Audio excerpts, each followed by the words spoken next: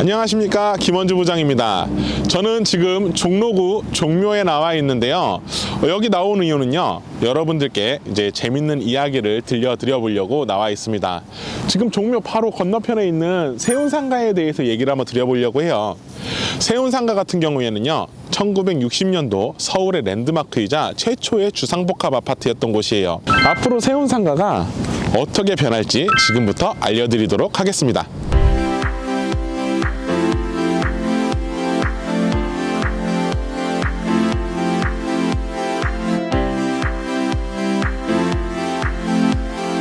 이곳 종묘에서 종로, 청계천, 을지로, 태계로까지 소개도로라고 해서 과거 일제강점기에 미군 폭격으로 인한 화재를 대비하기 위해 빈터를 만들었던 곳인데요.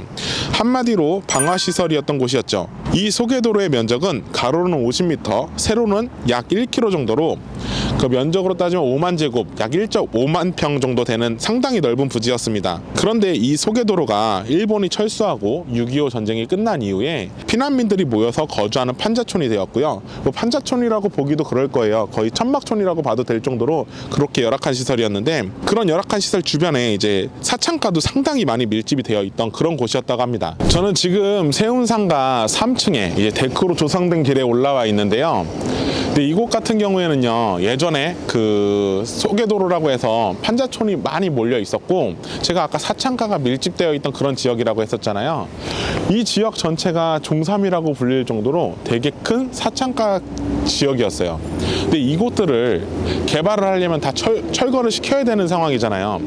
그 당시에 김현옥이라는 서울시장이 있었는데, 이 김현옥 서울시장은 공병 장교 출신답게 불도저라는 별명을 갖고 있던 그런 장교였어요. 김현옥 시장이 이제 여기를 철거시킬 때 이런 얘기를 했다고 합니다. 먼저 자진해서 철거를 해갖고 나가게 되면은 이 세운상가에 입주권을 주겠다고 얘기를 했었고요.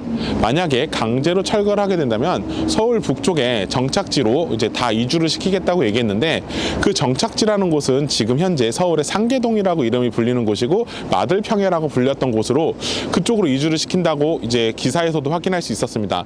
지금 마들평야라고 하는 곳들 다 아시잖아요. 상계동 같은 경우에도 과거에는 서울에서는 상당히 큰 규모의 이제 판자촌으로 구성되어 있던 그런 동네였습니다. 세운상가의 설계는 이제 3.1고가, 여의도, 종합운동장 등을 설계한 당시 대한민국 최고라고 불리는 김수근 건축가가 설계한 건물로 원 계획에는 많은 내용을 담고 있었다고 해요. 기존 소개도로에 건축을 하였기에 이제 건물이 남북으로 길게 지어졌고, 건물 안에서도 이제 도로의 역할을 하기 위해서 3층에는 공중가로, 지금 걷고 있는 길인데요, 이 인공데크를 설치해서 남북 간의 도로를 연결하려고 하였습니다. 여러분, 물소리 들리시나요? 제 뒤에 바로 청계천이 흐르고 있는데요. 이 청계천 위에도 이렇게 공중데크가 연결이 돼 있잖아요. 그 당시에도 종로에서부터 태계로까지 이렇게 사람들이 걸어 다닐 수 있는 공중데크를 만들어서 성곽길 같은 분위기를 만들려고 했었는데, 그게 다 8개의 사업지로 이제 쪼개서 이제 시공이 되다 보니까 그게 완성되지 못한 아쉬움이 좀 남아 있습니다. 또한 유리덮개 건물 시공과 1층 자동차 전용 도로, 나머지는 인도를 활용하려 하였는데, 이런 부분도 생각했던 것처럼 활용되지 못하고 1층이 차량과 사람이 동시에 통행되면서 혼잡해지고 복잡해지게 되었습니다. 상가의 이동 경로를 2층으로 배치해놨기 때문에 1층의 유동인구가 적고 어두워서 통행이 적었던 1층 같은 경우에는 과거에는 불법 비디오와 성인물을 파는 곳들이 많이 모여 있었습니다. 지금은 노후되고 인기 없는 건물이지만 당시에 이런 시도가 있었기 때문에 지금의 건축물의 설계에도 많은 변화가 있었다는 생각이 듭니다. 그리고 이 세운상가의 이름의 뜻이 세계의 기운이 이곳으로 모이라라는 뜻으로 김현옥 시장이 이제 지었는데요. 그래도 60년대 당시에 최고급 주상복합 아파트였던 이곳에는 각종 인사들과 연예인들이 많이 살았던 그 최상급 아파트였단 말이에요. 과거와 현재를 비교하자면 지금 제2 롯데월드급이 되지 않을까, 그 정도 생각을 해봅니다. 에이, 여기가요? 그 당시엔 이거보다 높은 건물이 없었을 거예요, 서울에서. 그래서 랜드마크라고 불렸던 곳이고요. 그럼 또 이동해서 한번 설명드려 볼게요. 제가 서 있는 이 길이요, 3층 보행 데크가 이제 연결이 안 돼가지고 단절돼서 아쉽다고 했었잖아요. 그 부분이 이제 박원순 서울시장이 재임했을 때 이쪽으로 이제 뭐 도시재생 사업을 한다고 하면서 이 길을 연결해놨던 그 길이에요. 여러분, 지금 저는 그 충무로에 있는 대한극장 앞에 와 있는데요. 이게 종로에서부터 이 퇴계로까지 연결되어 있는 이 길을 걸어서 온 거예요. 그 풍전호텔 옆에 그 연결되어 있는 그 철제 도로가 없었다면은 종로에서부터 여기까지 연결되는 보행로는 끊겨 있었어요. 그게 연결이 돼서 지금 여기까지 연결이 될 수 있었고요. 그리고 이 단차들도 있기 때문에 지금 통행하는 부분에 대해서는 조금 불편한 게 좀 남아있는 건 현실적입니다. 이 세운상가는요 1968년도에 완공이 되고요, 서울의 명물이자 랜드마크가 되었어요. 또한 전기 전자 산업의 중심으로 상가도 번창하였습니다. 근데 하지만 그 기간이 길진 않았는데요. 70년도에 충무로와 명동으로 상권의 중심이 옮겨가고 강남 개발과 한강변 아파트 개발로 고급 주거지들이 이동을 해서 최고의 위치에 있었던 세운상가는 하락하기 시작하였습니다. 70에서 80년대 사이에 전자산업의 명맥을 이어가던 이곳이 80년도에 용산의 전자상가 개발로 상가가 이동하게 되었고, 세운상가는 점점 더 쇠퇴하게 되었습니다.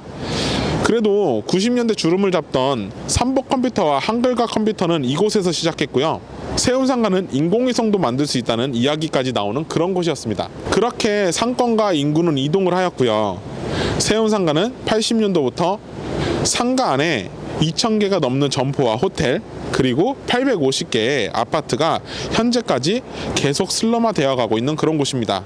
단순 보수와 리모델링으로는 답이 안 나올 것 같아요. 최근 이제 모두 철거해서 공원화시키겠다는 세운 재정비 촉진 계획까지 발표가 되었는데, 발표 내용은 창경궁, 종묘, 청계천, 남산까지 연결될 수 있는 녹지축을 완성시키겠다는 계획인데요.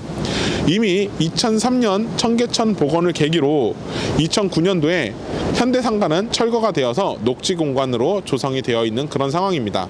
물론 지금 현재 세운상가 소유자들의 보상 문제도 상당히 어려운 문제가 되겠지만, 재개발 또는 최근 언급되고 있는 개발권 양도제를 통한 보상으로 세운상가 주변을 고밀도 개발하여서 보상가 이주를 계획적으로 진행한다면 서울시 입장에서는 녹지축 개발과 구도심의 활성화, 일자리 창출, 주택 공급 등 모든 부분들을 해결할 수 있을 것 같고, 그리고 또 동서간의 흐름 회복으로 이제 상권 회복과 도시 계획을 이끌어갈 수 있을 거라고 생각이 듭니다. 부장님, 네? 여기는 그럼 세운상가는 시세가 얼마나 돼요? 저도 안 그래도 조사해갖고 나왔는데요. 여기 앞에 보이는 진양상가 같은 경우에는 20평대 아파트가 5억 정도 하고요. 대림상가 같은 경우에 30평대 아파트가 한 6억 정도 해요. 그러니까 평당 2천만 원이 조금 넘는 선에서 가격이 형성되어 있다고 보시면 될 것 같아요. 우리 그러면은 이동해갖고 마무리 한번 해볼게요. 이걸 배속으로 넣어주세요. 후루룩 나가게. 네, 후루룩. 여러분, 저희는 부동산 관련된 방송 아니겠습니까? 지금까지 영상을 보시면서 느낀 점 혹시 있으세요? 제가 한 가지 한번 말씀드려볼게요. 뒤에 보이는 북한산, 그 다음 창덕궁, 종묘, 그 다음 이 세운상가가 녹지축으로 바뀌게 되면은요, 남산을 통해서 용산공원, 그리고 한강, 관악산까지 녹지축을 만들겠다는 이제 계획들이 발표가 되어 있습니다. 그럼 여러분도 한번 생각을 해보셔야겠죠. 어디에 투자를 하면 돈이 될지. 이런 내용들은요, 서울시의 도시기본계획이라든지 내용들이 다 포함이 돼 있어요. 이런 내용들을 공부하면서 이제 미래를 예측하고 이제 좋은 물건을 투자할 수 있는 그런 정보력을 캐치하는 방법도 좋은 방법이 될 것 같습니다. 지금까지 이제 세운상가가 어떻게 만들어졌는지, 과거에는요, 그리고 현재는 어떻게 지금 활용이 되고 있고 미래는 어떻게 될지에 대해서 전체적으로 한번 설명을 드려봤는데요. 제가 봤을 때는 이 세운상가가 지금 이대로 남아있는 것보다는 좀 더 개발이 돼서 좀 유리한 쪽으로 개발이 돼서 서울시에 또 하나의 랜드마크가 되었으면 좋겠다는 그런 생각을 해봅니다. 다음번에도 이제 이런 재밌는 이야기로 여러분 앞에 다시 찾아뵐 거고요. 지금까지 설명드렸던 세운상가 편은 마무리하도록 하겠습니다. 감사합니다. 김원주 부장이었습니다.